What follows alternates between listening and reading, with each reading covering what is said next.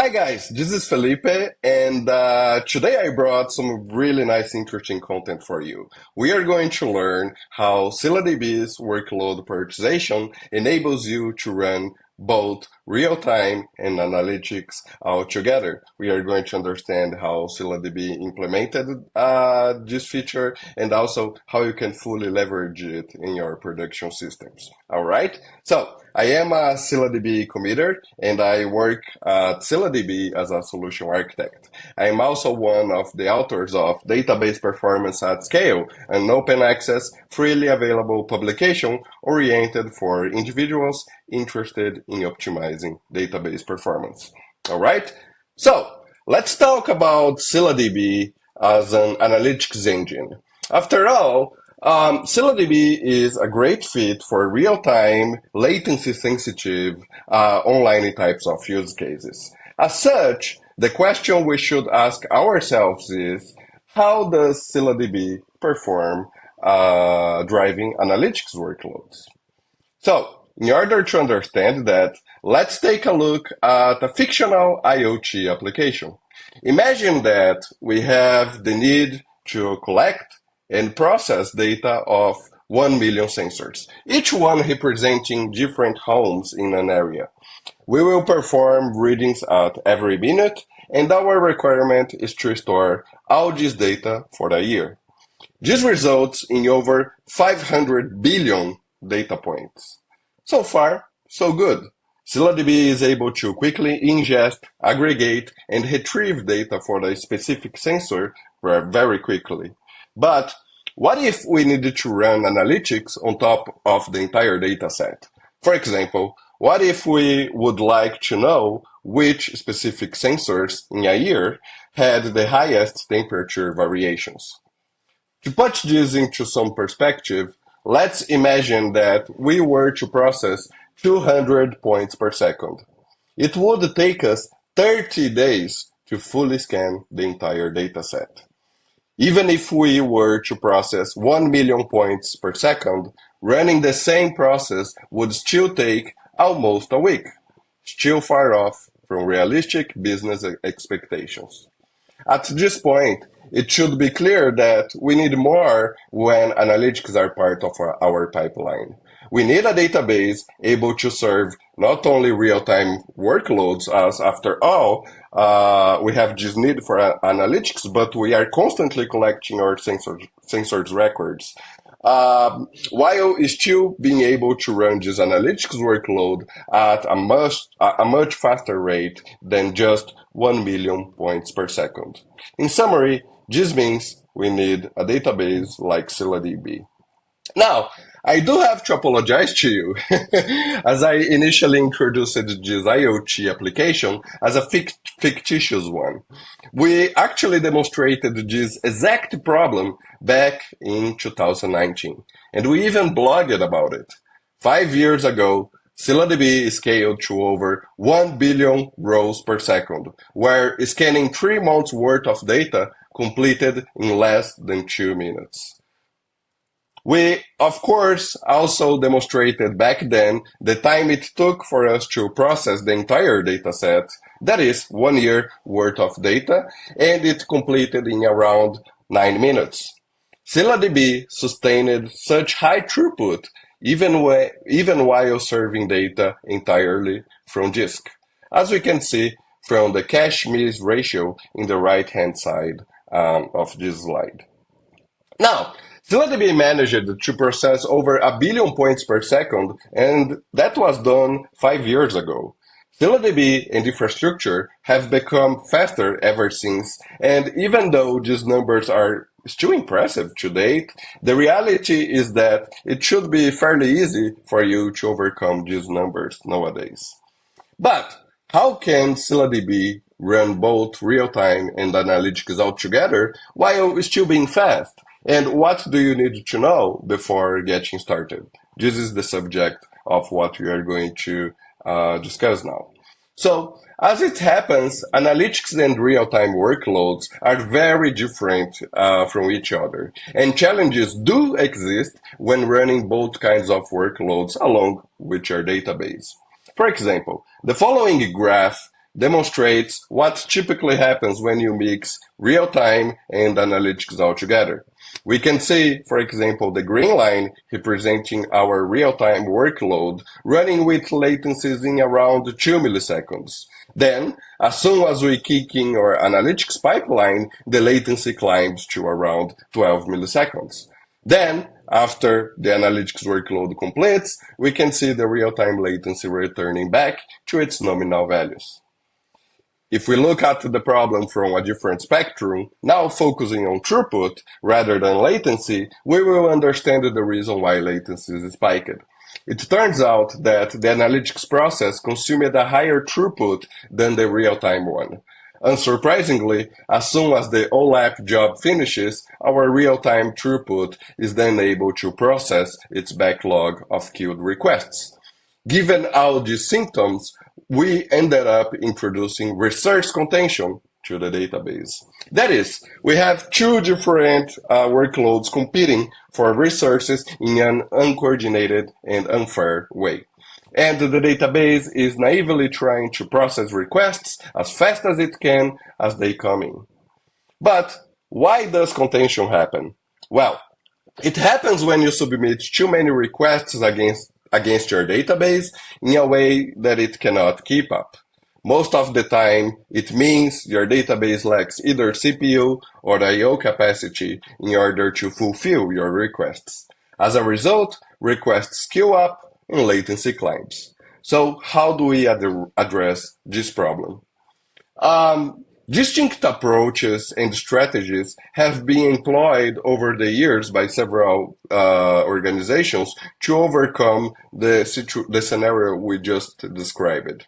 Each of them always following some degree of divide and conquer kind of approach, where you would split analytics from impacting your real-time workloads altogether. For example, one way to address the situation is to isolate both workloads altogether. One way to accomplish this would be to have a multi-data center setup where one location would primarily process your real-time traffic and the other one would be exclusively used for analytics. The end result being magnified costs, higher maintenance, and data duplication.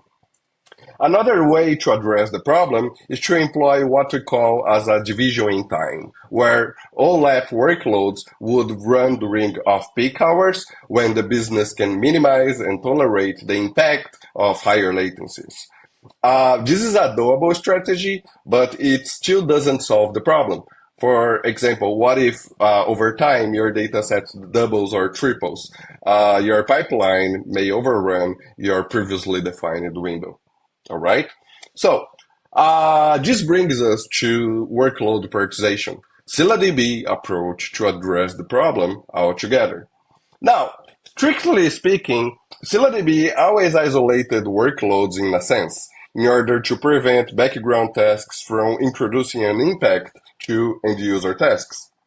So, commit log, main table, and compactions are what we call as background tasks. If you ever worked with Apache Cassandra, for example, then you probably heard about complaints of compactions getting too aggressive to a point where it starts affecting your workload latencies. We then have our query class, the default group where your queries run. All those tasks are then dispatched to the ScyllaDB user space schedulers, which will then prioritize and allocate system resources such as CPU, I/O, and networking according to the defined priority set for each class. In summary, this is essentially the secret sauce behind ScyllaDB low latencies. Now, workload prioritization was built on top of this very same scheduling mechanism. We extended ScyllaDB to allow you to define different workloads while at the same time assign different priorities for each. This allows you to define and meet different SLAs for each workload with flexible configuration, while leveraging what's best in ScyllaDB's schedulers, that is, the adaptability to changing conditions. Now, In order for you to get started with workload prioritization, the first step is to ensure that you enable authentication in your cluster and that you assign different roles to each of your workloads. Next, you can define different service levels and within each service level, assign a number of shares for each. For example, in this slide, we are defining two distinct workloads, a primary one with 200 shares of resources and a secondary one with 600 shares. The picture at the lower right then demonstrates how prioritization works.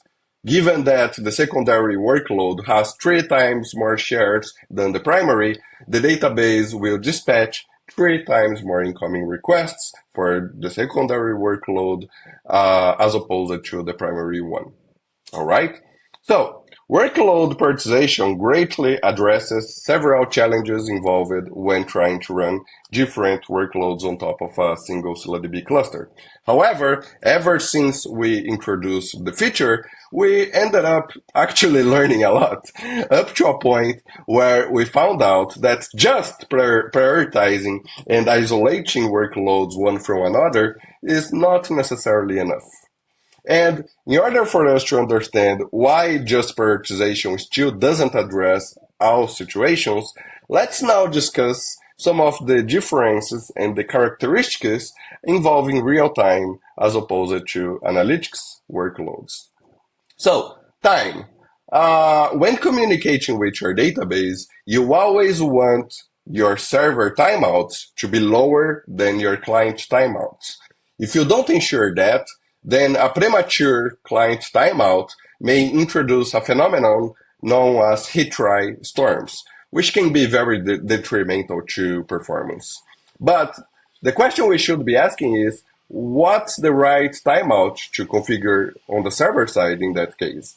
Well, if it's a real-time workload, it cannot be too high.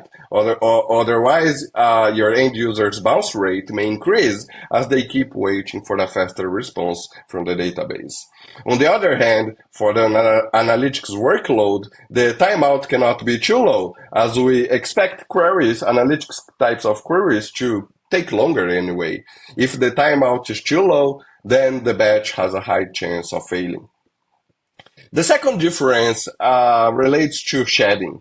And these workloads also need to employ a different approach to how the database throttles or shed requests. For example, we cannot really throttle down on a real-time workload.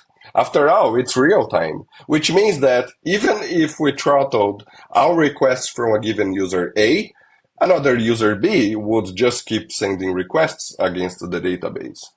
Analytics workloads live on the other side of the spectrum. We can just throttle them, which yes, will delay their processing, but at the same time, will guarantee that our real-time throughput and latencies are kept under control. By throttling analytics workloads, the flow of requests is kept at a certain pace, and the application behind it knows it needs to slow down, thus progressing with a bounded concurrency. All right? Therefore, given those differences, we needed to make workload prioritization more flexible to accommodate these scenarios we just discussed, and allow the user to specify other workload-specific characteristics relevant to their use case. Now, ScyllaDB workload prioritization has been extended with a feature we named as Workload Characterization. It allows you to configure timeout settings per workload and also hint to the database whether it should shed or throttle the workload during a potential overload situation. This allows you to further refine workload-specific settings without any impacts down to your most critical workload latencies. All right? So, this is a summary of what we discussed today. In this talk, we have explained how ScyllaDB is able to deliver high throughput and deliver predictable low latencies even when analytics and real-time workloads run combined. Workload prioritization is geared towards performance isolation and resource optimization, which ultimately leads to infrastructure consolidation. Workload characterization allows you to define workload-specific settings and also hint the database on how it should respond to overload situations. It's worth noting that you are also able to define several workloads to run altogether in a single ScyllaDB cluster, as shown in the picture at the right-hand side. In that sense, there are several different combinations beyond just simply analytics or real-time. Maybe your workloads require faster reads as opposed to faster writes. Perhaps only a few specific queries in your workload require running under different priorities. In summary, the possibilities here, guys, are endless. So this is what I had to present, and I hope you've liked it. And feel free to connect with me and share how you are using ScyllaDB workload prioritization for your production workloads. Thanks.